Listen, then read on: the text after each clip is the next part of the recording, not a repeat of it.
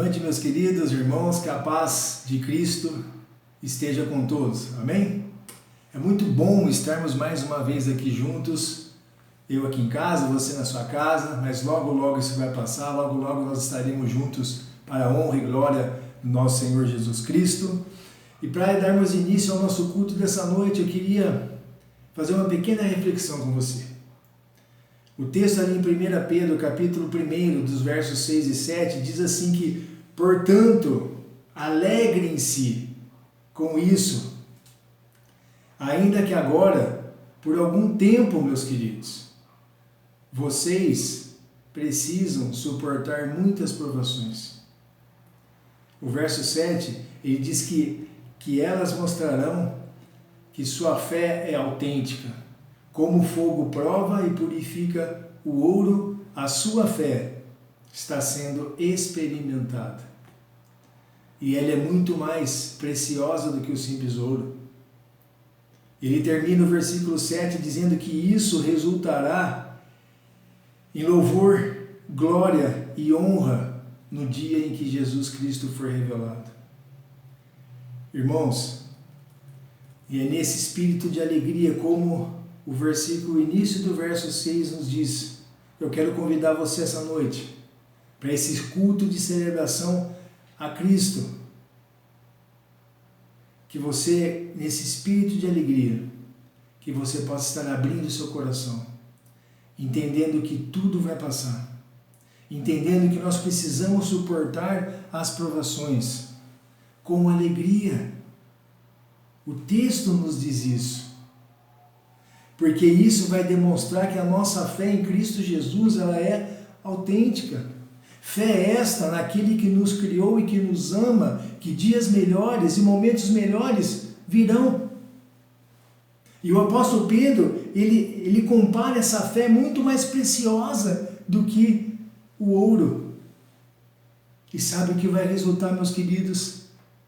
Neste momento agora e no futuro, vai resultar em honra, louvor e glória em Jesus Cristo quando o dia que Ele for revelado. E é nesse sentido que eu quero que essa noite você esteja conosco, adorando, louvando ao nosso Deus. Mesmo você na sua casa, mesmo aí você no seu cantinho, não tem problema, mas juntos estaremos numa só oração, num só louvor, clamando que o nosso Redentor vive. Clamando que Ele é maior do que tudo e melhor do que todos. Clamando que Ele é o nosso socorro, que Ele é a nossa fortaleza. E para isso, eu quero nesse momento que você adore e glorifique ao Pai Celestial. Eu te convido que você feche os seus olhos. Feche os seus olhos. Vamos falar com Deus. Pai, nós somos gratos ao Senhor, a Deus que tem cuidado de nós. O Senhor tem, ó Pai, nesses momentos que nós estamos passando, o Senhor tem nos sustentado, ó Pai. E nós queremos nessa noite, ó Pai, prestar um culto ao Senhor, um culto de gratidão por tudo que o Senhor tem feito na vida de cada família aqui representada também, ó Pai. Nós somos gratos ao Senhor porque o seu cuidado para conosco não tem tamanho e nós não temos palavras para expressar como nós te amamos e como nós somos gratos, ó Pai. Como o texto em 1 Pedro, capítulo 1, versículo 6 diz, é com a alegria que nós precisamos suportar tudo isso, porque o Senhor é a nossa rocha, o Senhor é a nossa esperança. E é nesse sentido, Pai, que nós queremos estar nos declarando nessa noite. E aceite desejar, ó Deus, as nossas orações, o nosso louvor, ó Pai. Abençoe também a palavra que será ministrada, que ela venha de encontro às nossas necessidades, ó Deus, que ela seja cravada nos nossos corações, ó Pai. E que nós possamos, ó Deus, nesse culto, mesmo distantes, mas juntos, que nós possamos, ó Pai, ao final de tudo, sairmos desse culto, não como nós entramos, mas glorificados pela Tua palavra, glorificados pelos Teus louvores, ó Pai. Nós te pedimos isso, ó Pai, nós te clamamos, Te clamamos também pela nação, te clamamos pelo mundo, Pai. Te pedimos, ó Deus, que haja a cura, que haja também, ó Pai, libertação também do teu povo. E que nós sejamos, ó Pai, acima de tudo, instrumentos nas tuas mãos também, ó Deus. Que nós possamos estar fazendo a nossa parte. Mas nós te pedimos, ó Deus, nos dê oportunidades também, ó Pai. Porque nós não queremos que isso seja só algo que passou na nossa vida. Nós queremos, ó Pai, fazer história também, ó Pai. E é nesse sentido que esse espírito de alegria, de convicção, que dias melhores e momentos melhores virão. E nós te clamamos, e nós te agradecemos, ó Pai. Ser conosco no decorrer dessa noite e nesse culto que se inicia agora. Nós te louvamos, nós te agradecemos em nome de Jesus. Amém. Meus queridos, fiquem conosco, que Deus te abençoe nesse culto. Vamos juntos louvar ao nosso Deus e ouvir a sua palavra que será ministrada, que venha de encontro às nossas necessidades. Que Deus te abençoe. Boa noite, igreja. A graça e a paz do Senhor a todos. Que os irmãos estejam todos muito bem, guardadinhos em suas casas, e que aqueles que não podem permanecer em casa, que estão na linha de frente, por exemplo, da saúde, que estejam se cuidando em dobro.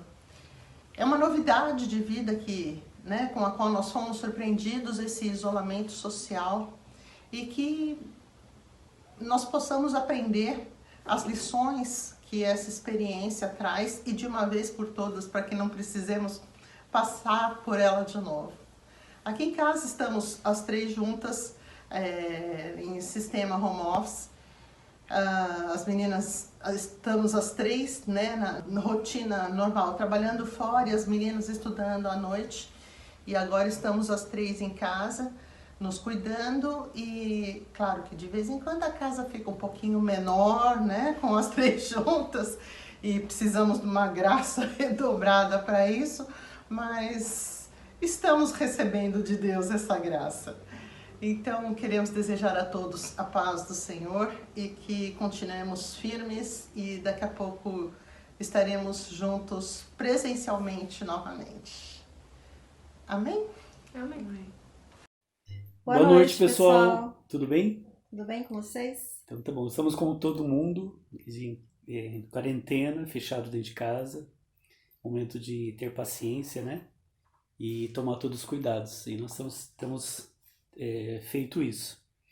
Então, uma coisa bacana, assim, é que para nós está sendo a cantina virtual, que a gente tem atividade também em relação a isso.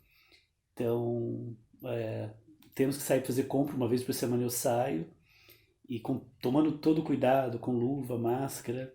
E no sábado, na sexta-feira, nós preparamos tudo, e no sábado fazemos a entrega também com segurança o máximo possível que nós podemos ter. E está sendo muito bom, que de alguma forma nós estamos tendo contato, assim, pelo menos visual, com os irmãos, E tem sido muito bom porque com quarentena, com pandemia, nossos missionários, os que nós ajudamos, também estão lá, continuam lá com as necessidades deles. Então tem sido, os irmãos, através da cantina, têm abençoado as duas famílias que nós ajudamos, E tem sido uma alegria em relação a isso. E posso falar um pouquinho? Então, tem sido muito bom essa experiência que nós estamos tendo com a cantina virtual. No começo ficamos meio preocupados se daria certo ou não, mas tem dado muito certo. E nós queremos agradecer a todos os irmãos que têm cooperado, comprando, nos ajudando nesse sentido. Tem sido bem corrido, porque quando chega na quarta-feira a gente já começa a comprar as coisas, na quinta e na sexta, e é uma correria na cozinha, mas tem sido gratificante esse trabalho todo. E morrendo de saudades de todos, vontade de abraçar, de beijar todo mundo, e nós que somos de toque, assim, de abraçar. Então, assim, muita saudade, vontade de estar junto, com os irmãos também. Mas eu espero que daqui a um tempo, o tempo de Deus, nós estejamos juntos aí fazendo isso, matando saudade. E nós oramos, sei que os irmãos também, estamos orando pelos irmãos, sei que os irmãos também oram por todos nós, devemos orar uns pelos outros, né? Para que Deus dê alegria, dê paz, dê conforto, e Ele tem dado, né? Nesse tempo difícil, mas um tempo também de aprendizado, está sendo muito bom. Boa noite, beijo! Boa noite, fica com... Boa noite, irmãos, graça e paz. Mais um domingo, com bastante alegria, todos nós juntos. Convido você nesse momento para a gente poder louvar o Senhor com bastante alegria. Você possa estar aí na sua casa aí, nesse momento, todo mundo junto, mesmo distante, num só espírito de adoração. Vamos lá. Eu quero estar.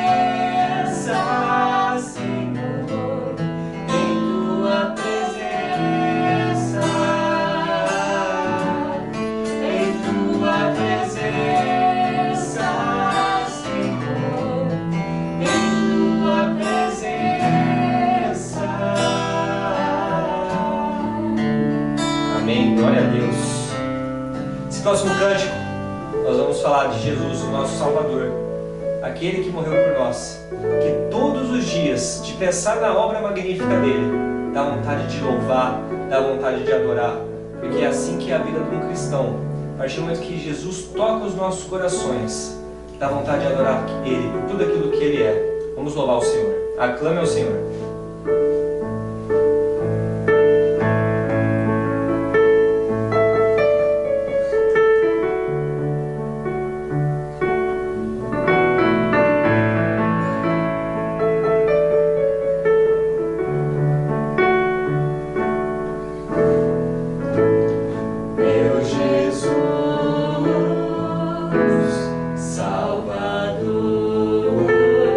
Outro igual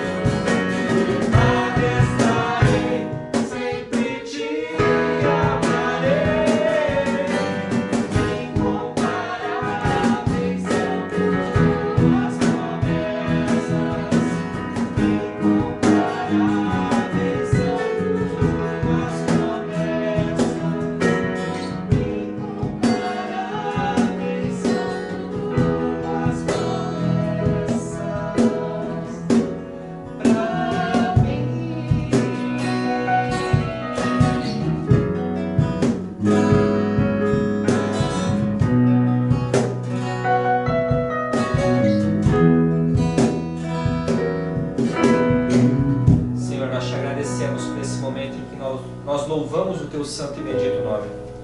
Esteja preparando os nossos corações, ó Pai, para a palavra que o Senhor tem para nós. Que nós possamos ser impactados, ó Pai, por tão grande desafio que a tua palavra nos coloca. Esteja nos abençoando em nome de Jesus. Amém. Irmãos, fiquem agora com a palavra. Pessoal, tudo bem? Estamos aqui mais um domingo para nossa transmissão online do nosso culto e para mais uma etapa da nossa série Minha Alma Tem Sede de Ti ou Anseia por Ti. O objetivo é estudarmos vários livros da Bíblia, ou 66 livros da Bíblia, durante um ano, pelo menos uma passagem de cada livro. E o dia de hoje nós vamos estudar o Evangelho de João, mas antes disso, queria conversar com vocês a respeito de mudança de hábito, mudança de comportamento, mudança de rotina, né? Essa semana, por exemplo, pelo menos aqui na nossa região, nós tivemos uma mudança brusca de temperatura. E essa mudança brusca de temperatura trouxe aquelas famosas reclamações, o pé gelado, mais coberta, pijama comprido e aquele pensamento de que ficar em casa não é tão ruim assim. O fato é que a cada ano nós nos adaptamos às estações que vão mudando, né? No começo é um pouco mais difícil, mas depois nós entramos no eixo e seguimos a nossa vida. Nós levantamos para estudar, para trabalhar e para a nossa rotina do cotidiano. As mudanças de emprego também são mudanças importantes que acontecem durante a nossa jornada. E nem sempre é fácil se adaptar numa nova realidade de emprego, mas passados meses as coisas vão entrando no eixo e nós seguimos nessa nova rotina e nos adaptamos. Há uma mudança um pouquinho difícil e algumas mudanças difíceis, por exemplo, a mudança alimentar. Ela é possível, mas ela demora um pouquinho mais, porque nós estamos acostumados a ter prazer na alimentação. Então, quando nós usamos a alimentação como algo que nos dê prazer, é difícil você mudar para alguma coisa que simplesmente venha para nutrir o nosso organismo. Mas são mudanças todas possíveis. A grande parte das vezes, as mudanças de hábito e de rotina acontecem automaticamente. Nós nem percebemos.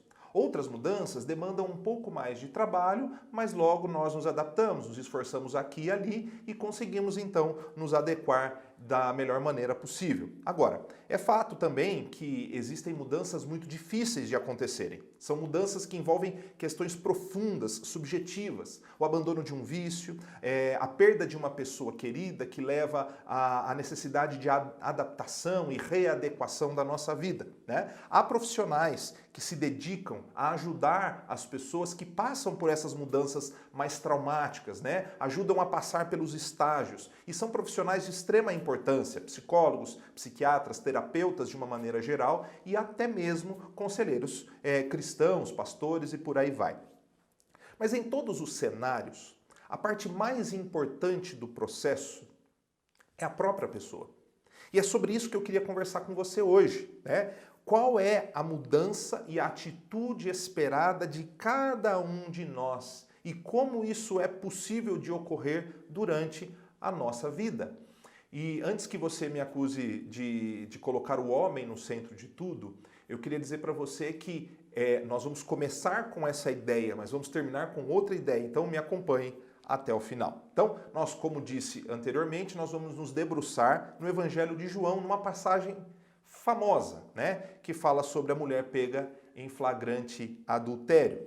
Ela está lá em João, capítulo de número 8, versos 1 a 11, e diz o seguinte: Jesus voltou ao Monte das Oliveiras, mas na manhã seguinte, bem cedo, estava outra vez no templo. Logo se reuniu uma multidão, e ele se sentou e ensinou. Então os mestres da lei e os fariseus lhe trouxeram uma mulher pega em adultério e a colocaram diante da multidão. Mestre, essa mulher foi pega no ato do adultério, disseram eles a Jesus. A lei de Moisés ordena que ela seja apedrejada. O que o Senhor diz? Procuravam apanhá-lo numa armadilha, ao fazê-lo dizer algo que pudessem usar contra ele. Jesus, porém, apenas se inclinou e começou a escrever com o dedo na terra. Eles continuaram a exigir uma resposta, de modo que ele se levantou e disse: aquele de vocês que nunca pecou, ou que está sem pecado, que atire a primeira pedra.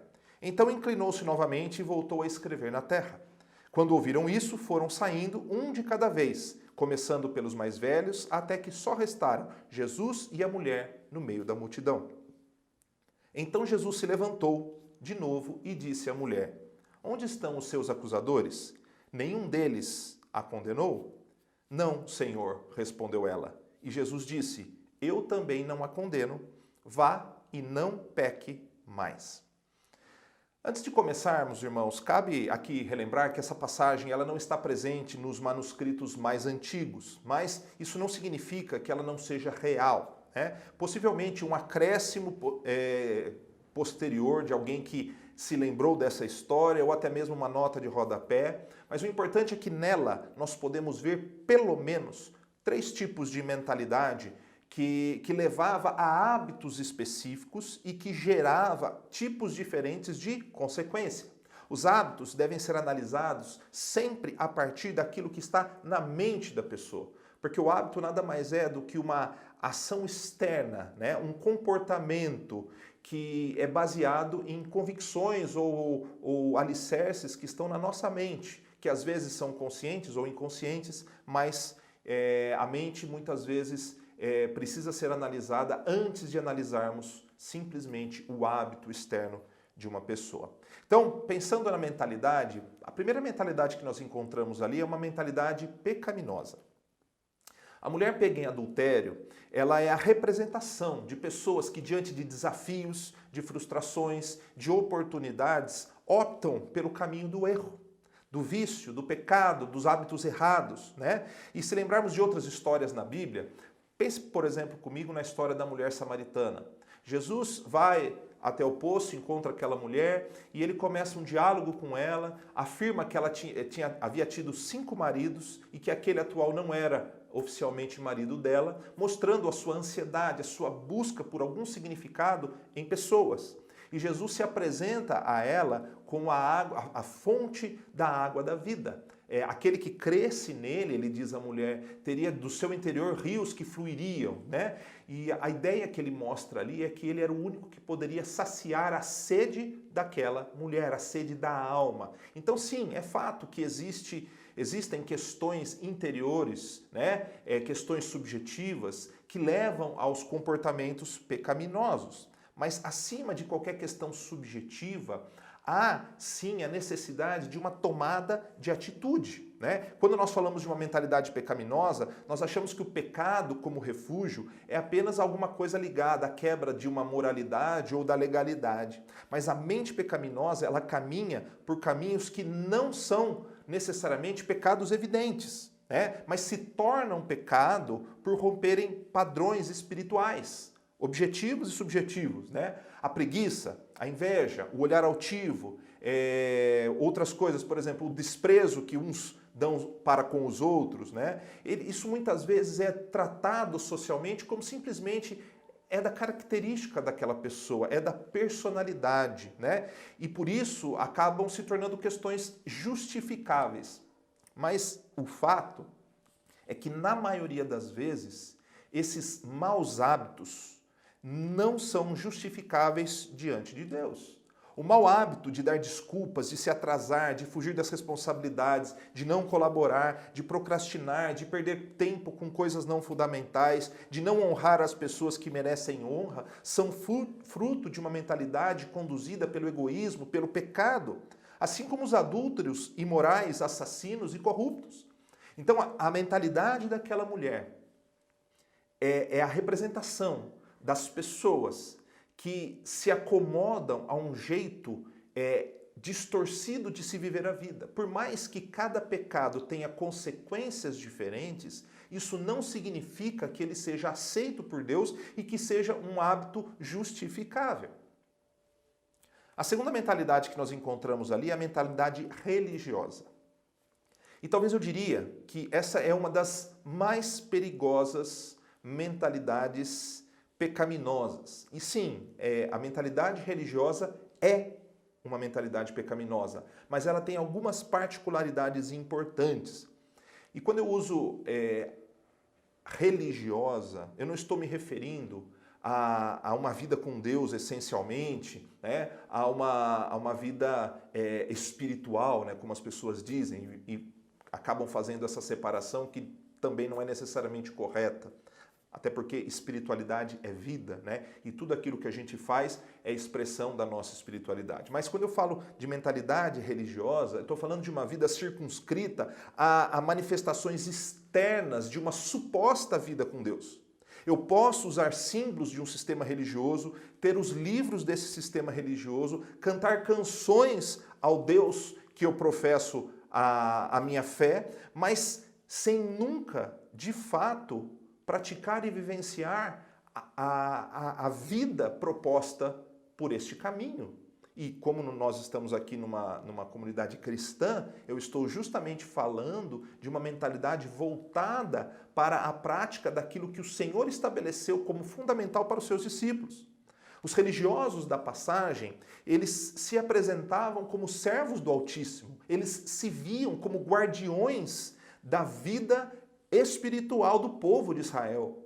Então, por que eu digo que essa é uma mentalidade perigosa? Porque quando o indivíduo, a pessoa, enxerga a si mesmo de uma maneira positiva, quando ela perde a capacidade de questionar as próprias ações, de colocar em xeque as próprias motivações, simplesmente confiando nas suas práticas religiosas, são pessoas que estão mais perdidas do que podem imaginar.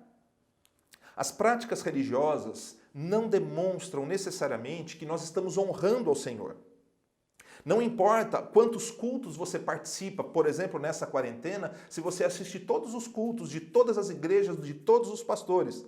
Não importa quantos ministérios você colabora e ajuda, não importa o dinheiro que você doa, o quanto de tempo você se dedica com as coisas relacionadas ao Senhor. Se você for incapaz de replicar o Mestre, de carregar a sua cruz e de agir como ele agiu com base no amor verdadeiro, você pode ser simplesmente um religioso e não um discípulo.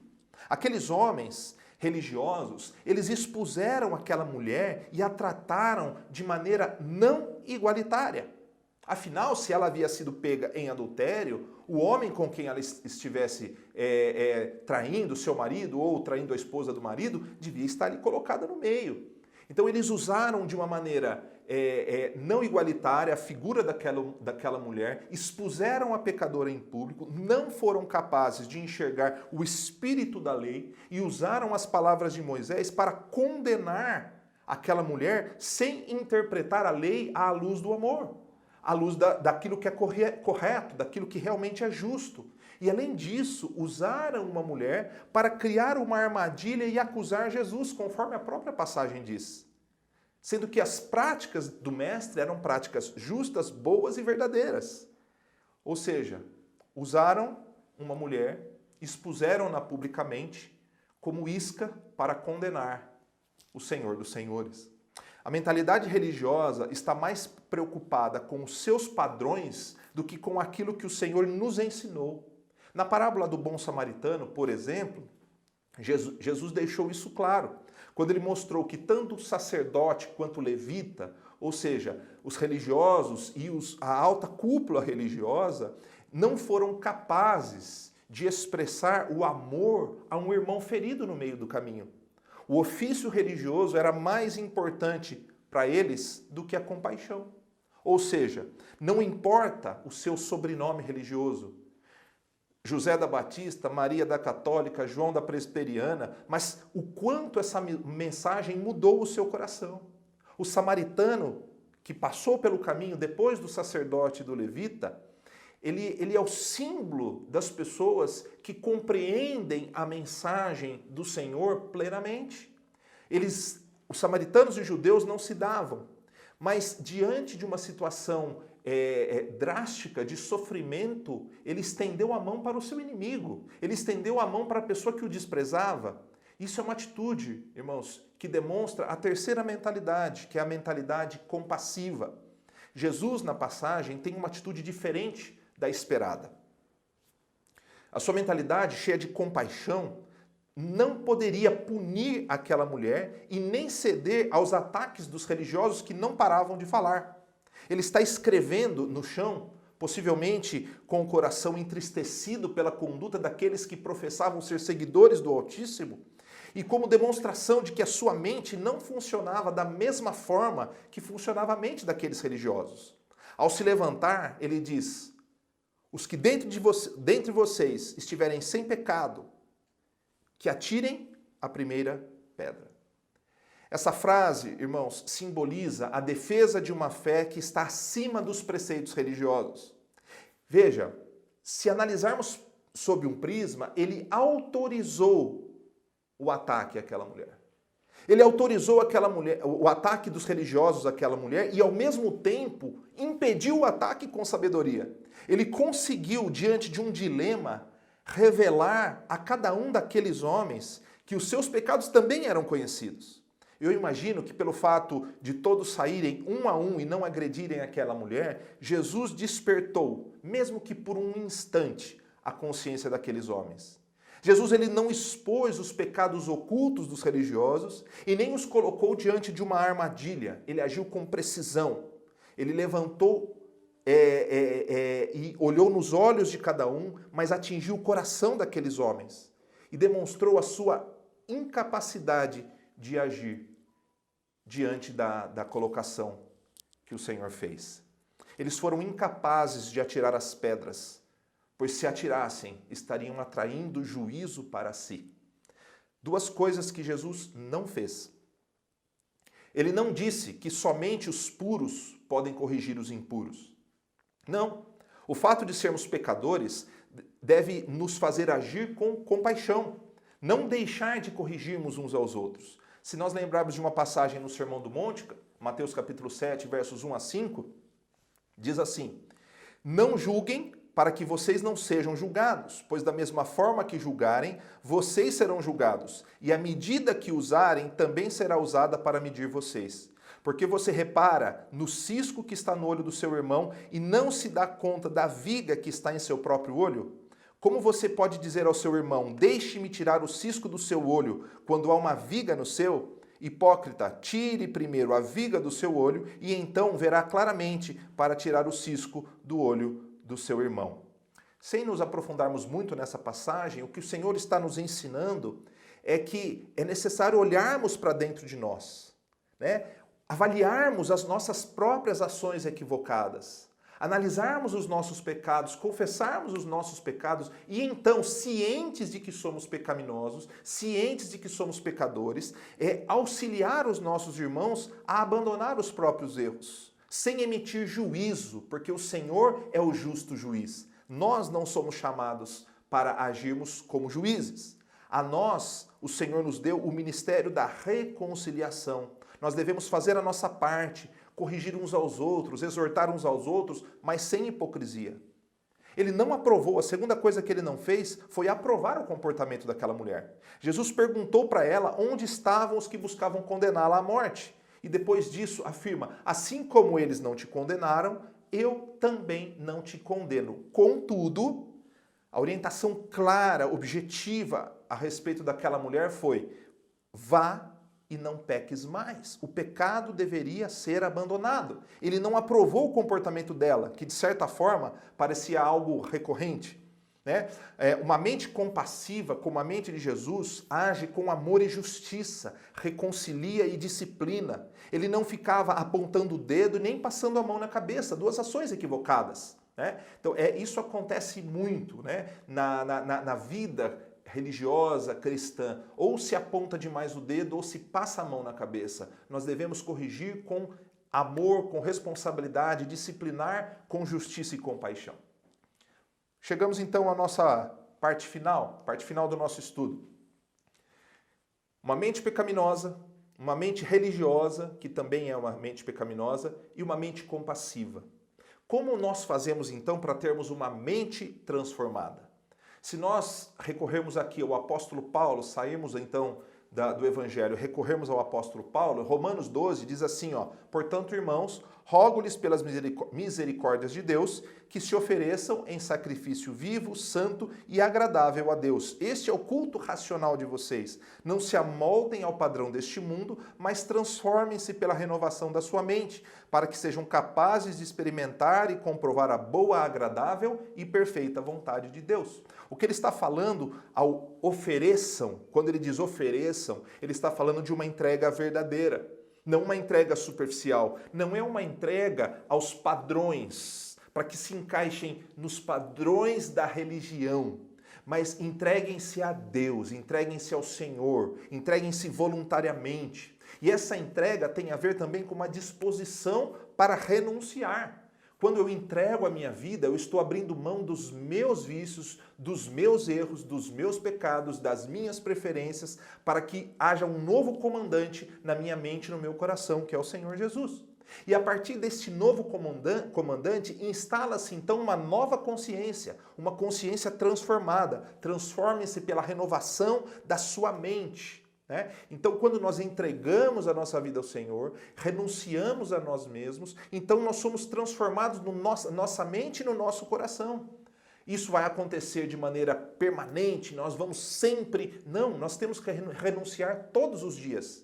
Negar a nós mesmos todos os dias. Tomar a nossa cruz diariamente. Porque a tendência natural é que nós queiramos, retomar o controle da nossa vida e voltar às nossas velhas práticas. Achamos que nós temos capacidade de conduzir a nós mesmos melhor do que o Senhor. E isso não é verdade. Porque a tendência natural da nossa mente é cair no pecado, na religiosidade, sermos licenciosos, luxuriosos e por aí vai. Então, veja, entrega, renúncia, uma nova consciência e aí sim a mudança dos nossos hábitos. Uma mudança de atitude, uma mudança de hábitos vem a partir de uma nova consciência. E aí ele diz, para que sejam capazes de experimentar, comprovar a boa, agradável e perfeita vontade de Deus. É necessário uma atitude de perseverança, de ir, não pecarmos mais. Não quero, irmãos, que vocês pensem que eu estou aqui dizendo que uma mudança de mentalidade é fácil. A mudança de um hábito, ela pode ser muito difícil. Uma dependência, um hábito prejudicial, a perda de uma pessoa querida, são questões muito sérias que precisam ser trabalhadas com cuidado, com disciplina, durante muito tempo. Não importa que o Senhor seja o Senhor da sua vida hoje, talvez haja áreas da sua vida que necessitam de uma intervenção mais permanente. Nós somos pecadores e pecadores compulsivos. O problema é que muitas vezes nós não enxergamos isso. Nós enxergamos isso em algumas pessoas, em alguns comportamentos, mas somos incapazes de enxergar em nós mesmos a preguiça, o desprezo, a atitude de termos braços curtos, de não colaborarmos. São pecados que ofendem a nossa vida com Deus. Nós enxergamos apenas aqueles pecados grandes, evidentes. Todos devem ser confrontados, com perseverança. Então, irmãos, diante disso, a perseverança, ela muitas vezes pode ser uma atitude sobre-humana. E aí que entra aquilo que eu queria dizer para vocês para a gente finalizar, saindo daquela visão mais humanista, de que o homem é o centro da solução para o problema. Paulo ainda, lá em Colossenses 1, ele diz o seguinte, versos 21 a 23. Antes vocês estavam separados de Deus e em suas mentes eram inimigos por causa do mau procedimento de vocês. Mas agora, preste atenção, Ele os reconciliou pelo corpo físico de Cristo mediante a morte, para apresentá-los diante dele santos, inculpáveis e livres de qualquer acusação, desde que continuem alicerçados e firmes na fé, sem se afastarem da esperança do Evangelho, que vocês ouviram e que tem sido proclamado a todos os que estão debaixo do céu. A ajuda que você recebe, seja por meio de conselheiros, médicos, terapeutas, exige de você uma decisão clara, uma entrega verdadeira. E aqui no contexto é uma entrega pela fé àquele que pode mudar o nosso coração e a nossa mente. Essa entrega deve caminhar lado a lado com a disposição de renunciar os nossos maus hábitos. Então, Ele nos dará uma nova mente que redundará na mudança de hábito. Mas veja, é Ele que reconcilia, é Ele que atua, é Ele que opera em nós tanto querer quanto efetuar. Jesus pagou um alto preço, o que nos cabe é disposição para carregar a nossa cruz dia após dia. O que nos cabe é lançar a nossa angústia, a nossa dúvida, os nossos pecados aos pés da cruz e esperar que Ele opere poderosamente em nós. O que nos cabe é esperar nele,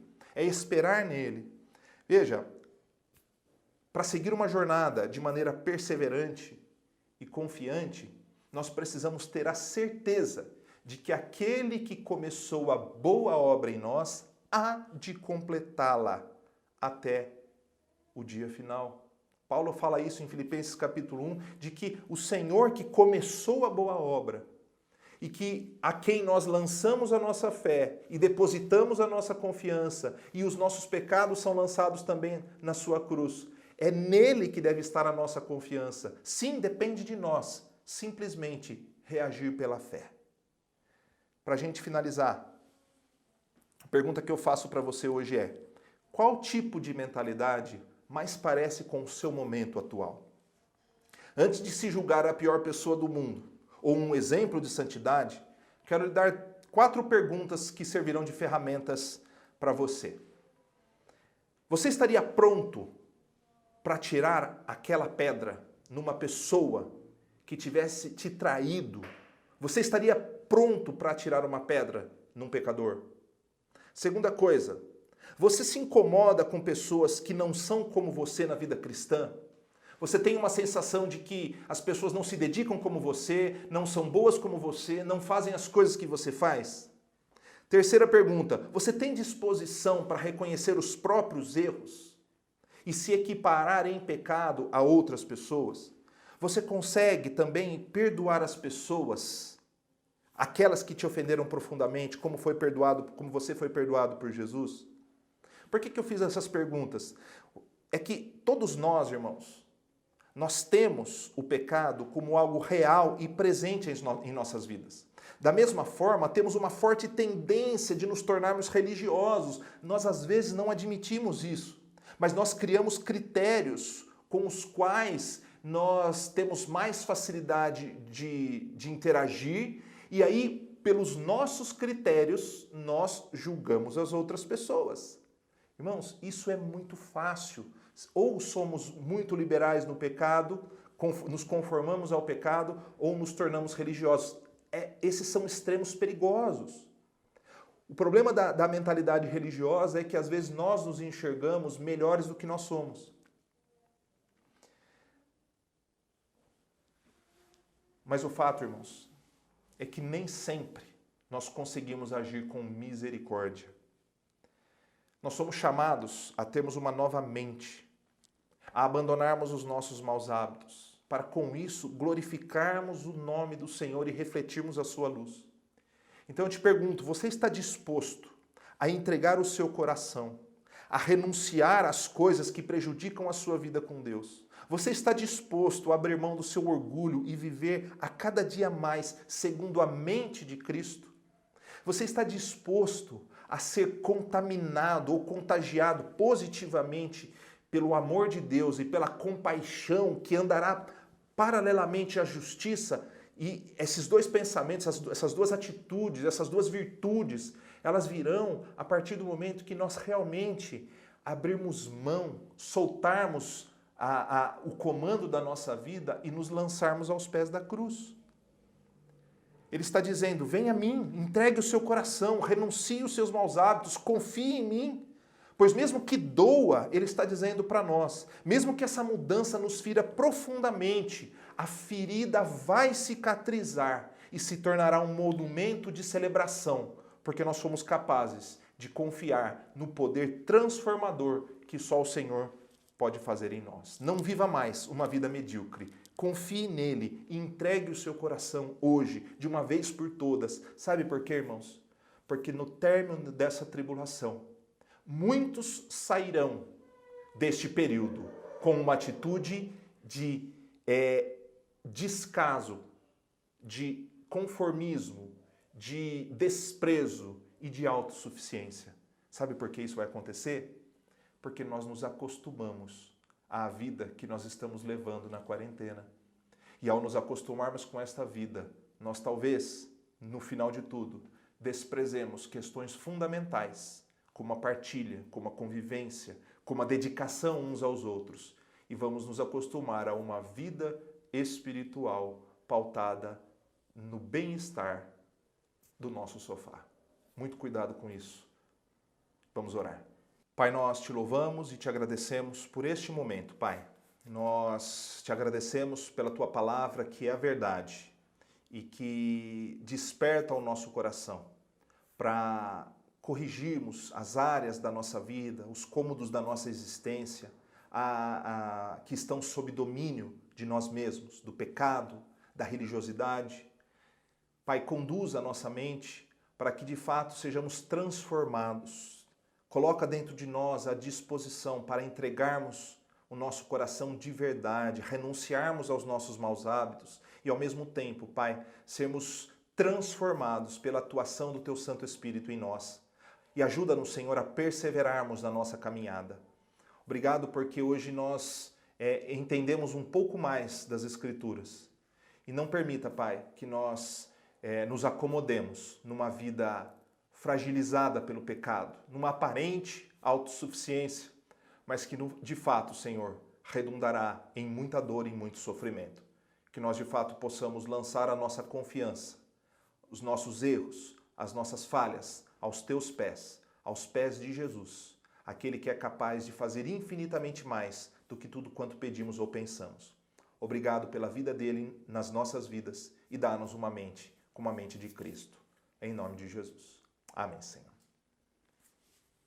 Irmãos, vamos continuar o louvor depois desta mensagem.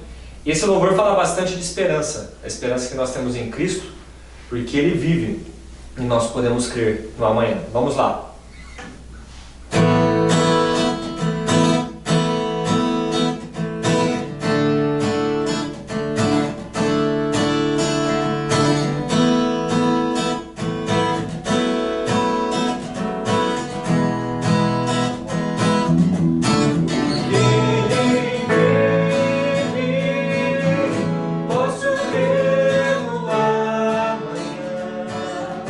Porque Ele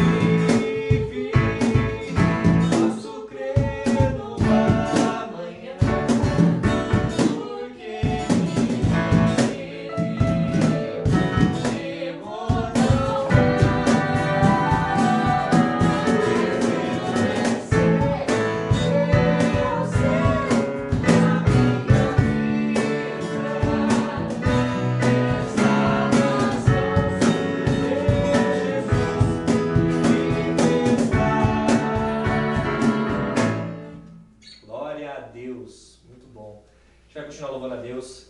Louvor aí que é antigo, mas é gostoso, né? Dos galhos secos de uma árvore qualquer, onde ninguém jamais pudesse imaginar.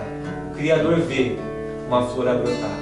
Olhai, olhai, olhai, os lírios cresceram no campo. E o Senhor nosso Deus os tem alimentado para a nossa alegria. Vamos lá.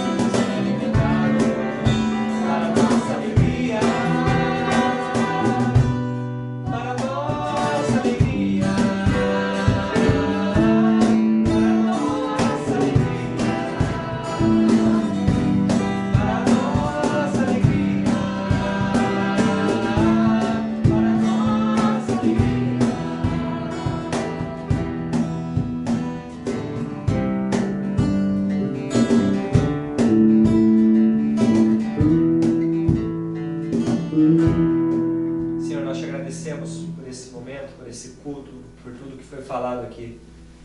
Que o Teu Espírito Santo esteja ministrando em nossos corações para que possamos aplicar tudo aquilo que nós aprendemos.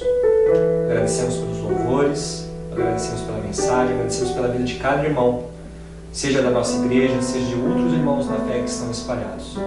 Esteja nos fortalecendo, esteja nos unindo, e que possamos sempre lembrar com alegria, Pai, da Tua fidelidade em nossas vidas. É o que eu oro agradecido em nome de Jesus. Amém. Irmãos, não nos deixe de nos acompanhar nos nossos grupos. A gente tem sempre atualizado os vídeos, e que você tenha uma ótima semana em nome de Jesus. Amém. Olá, irmãos, tudo bem? Espero que estejam bem, que tenham tido um ótimo culto hoje. Saudade é tremenda, sentimos falta um dos outros, tenho certeza, mas esse é um momento que nós separamos para nos sentirmos próximos. Estamos de coração, mas queremos estar mais ainda. Então eu venho dar um recado para vocês, nós não vamos ficar insistindo, tá? Para que você faça se você tem um desejo mesmo. Mandei um vídeo lá no nosso grupo de WhatsApp, dizendo para você, caso você queira compartilhar conosco, você e sua família, de como você tem passado esses dias de quarentena, esses dias em casa, como tem sido o seu ritmo, faça isso, tá? Grave um vídeo para nós, coloque de 2 a 3 minutos, grave no celular mesmo, na horizontal, compartilhe conosco, tá? Eu vejo como um momento muito legal para nós nos sentirmos mais próximos, porém não vamos ficar insistindo para que você faça se estiver no seu coração mesmo, tá bom? Então, tenha uma ótima semana, Deus abençoe vocês, a saudade é tremenda, se Deus quiser, logo logo estaremos juntos novamente, tá bom? Forte abraço, Deus abençoe!